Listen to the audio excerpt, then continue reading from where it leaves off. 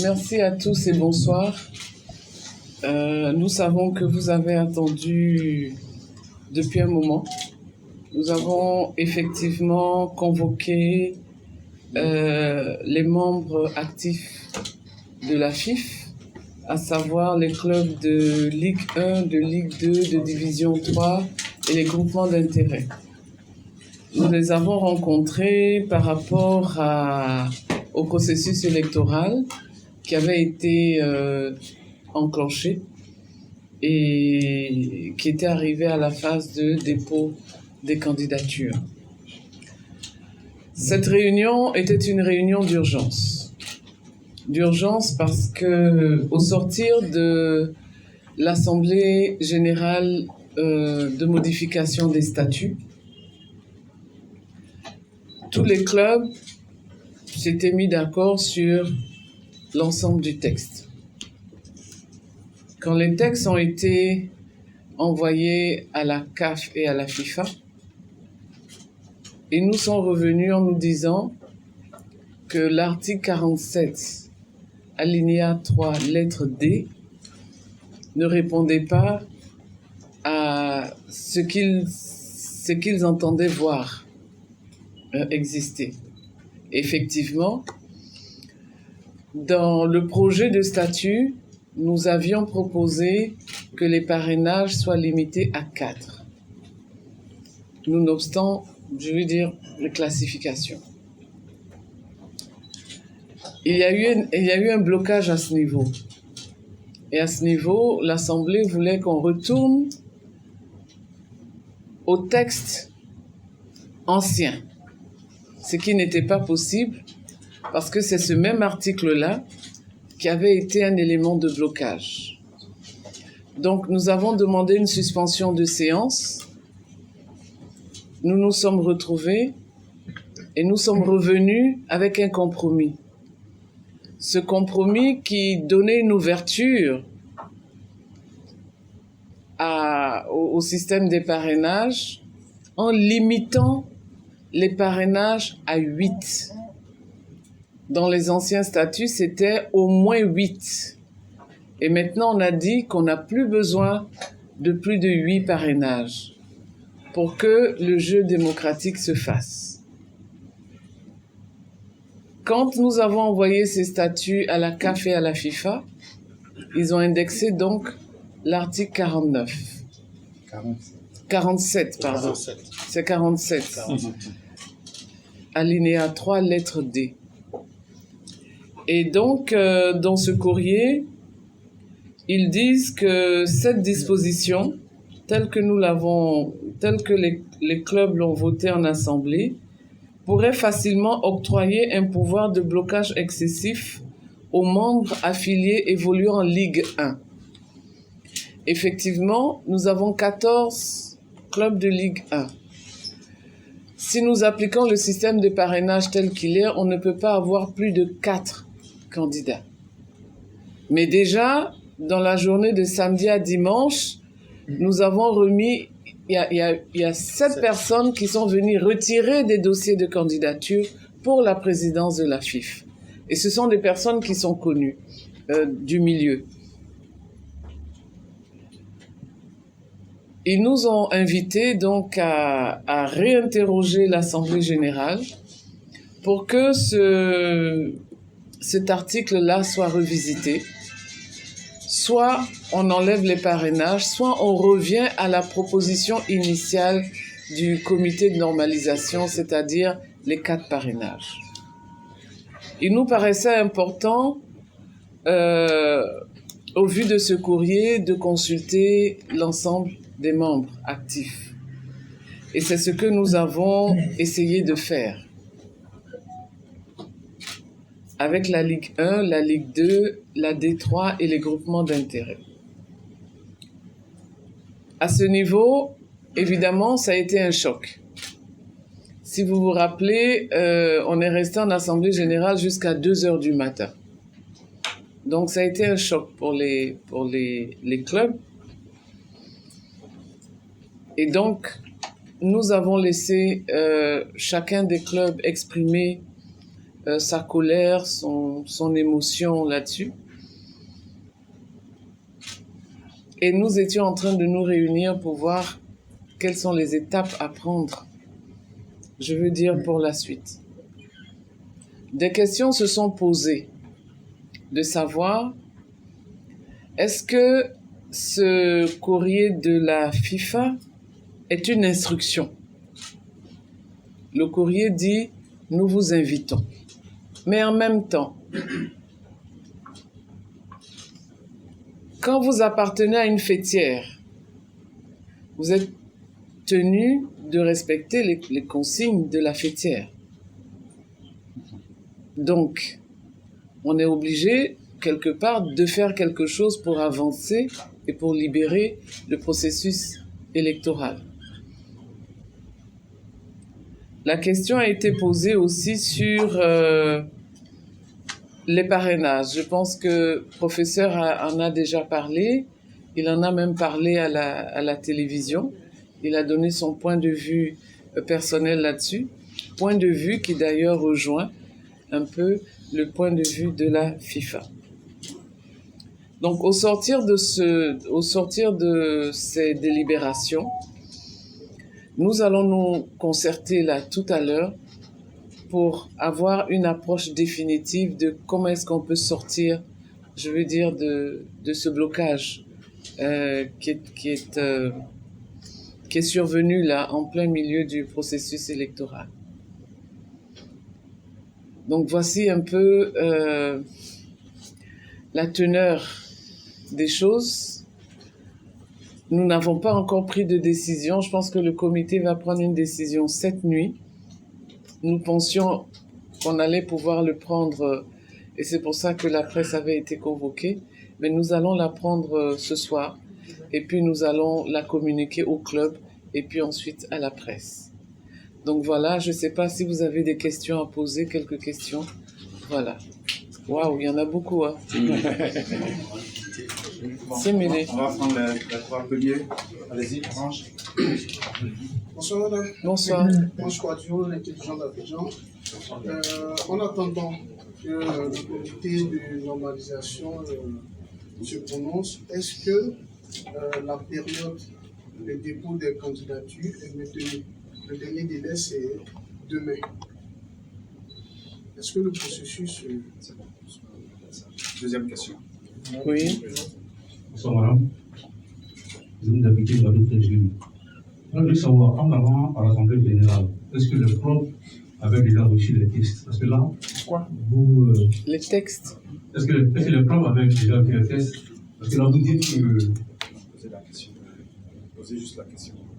Quand la FIFA vous indique que l'article 47, alinéa 3 lettres, n'est pas conforme aux instructions données, à quel moment les clubs ont eu ces tests-là?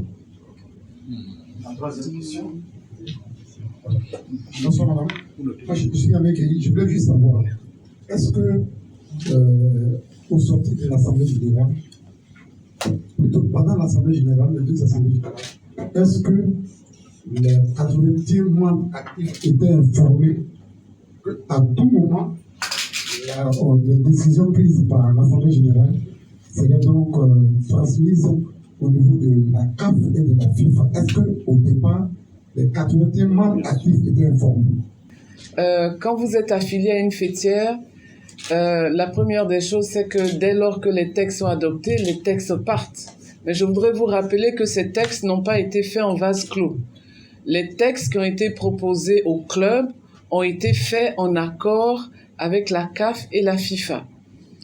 Ces textes ont été distribués d'abord au mois de décembre.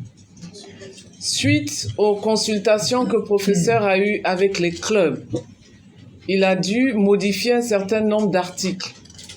En ce moment-là, les clubs n'avaient pas fait de réaction par rapport au parrainage. Je vous rappelle, ils ont reçu les textes au mois de décembre. Ils n'ont pas fait d'objection par rapport au parrainage.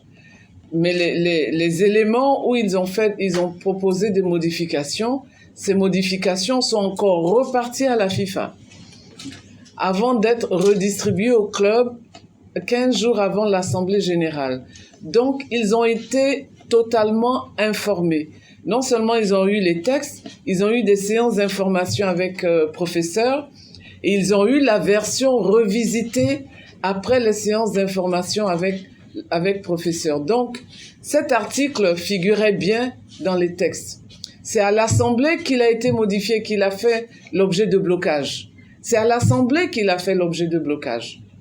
Mais ce texte était dans la main des clubs depuis le mois de décembre. Et quand il y a eu blocage à l'Assemblée, il fallait trouver une solution. La solution médiane, c'était de dire on ne peut pas revenir aux anciens textes. C'est même pas possible.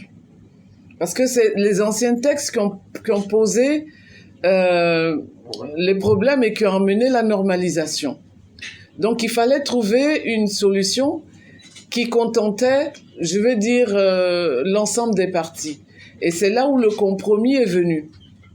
Alors, quand nous avons fait la proposition des 4 parrainages à l'Assemblée, ils ont proposé qu'on revienne à l'ancienne formule, ce qui n'était pas possible.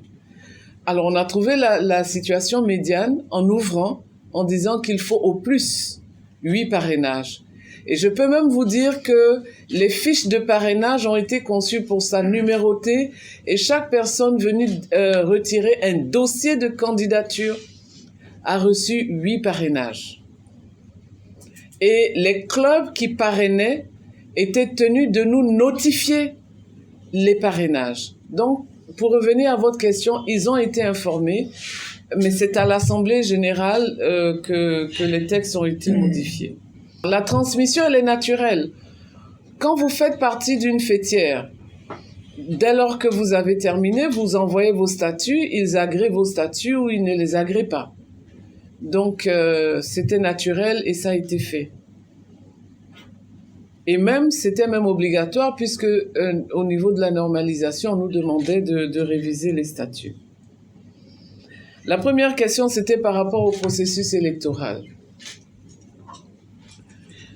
Nous allons prendre une décision tout à l'heure.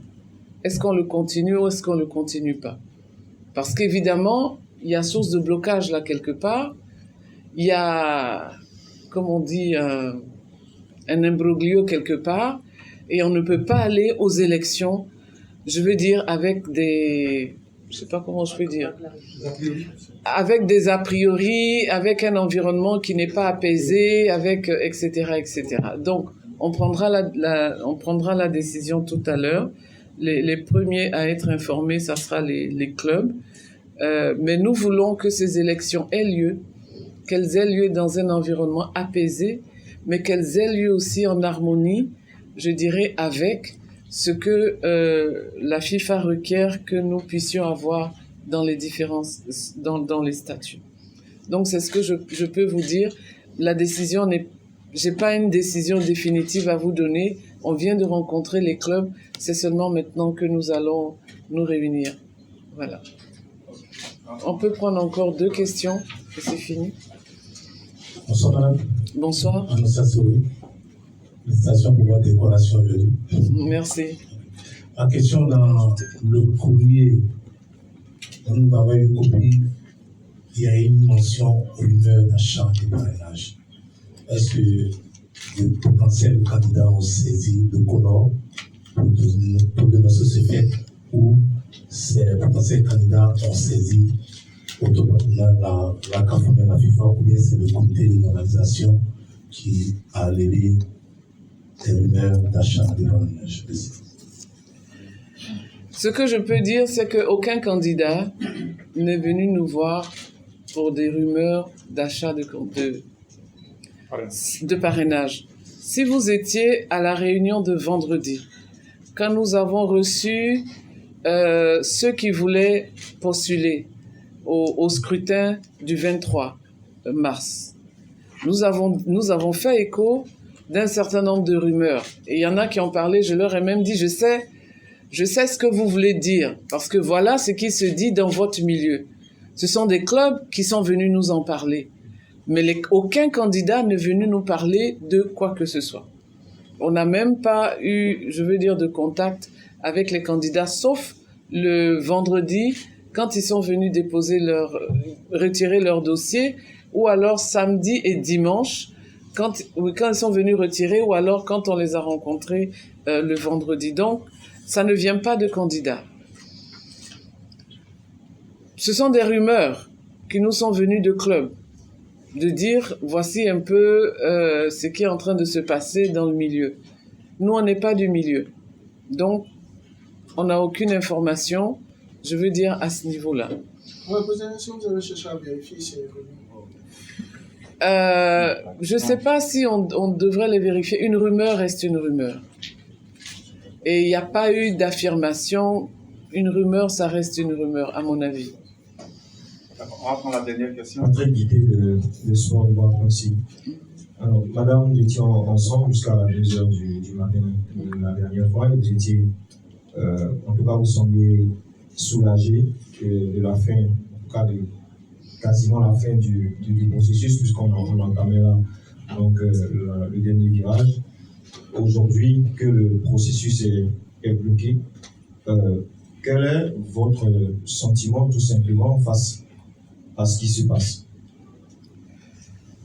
Je pense qu'on est nous aussi contrariés que ce processus, je veux dire, est un grain de sable à l'intérieur. On est effectivement contrariés, mais je pense que on a accepté une mission, on rentre dans des difficultés, on va ensemble avec les clubs essayer de résoudre cette difficulté pour essayer d'aller à des élections dans un environnement apaisé. C'est vrai que cette lettre qui arrive contrarie les clubs, contrarie le comité de normalisation, mais au-delà de la contrariété, nous devons trouver un moyen de sortir de là pour aller à des élections apaisées qui soient reconnues par la CAF et par la FIFA.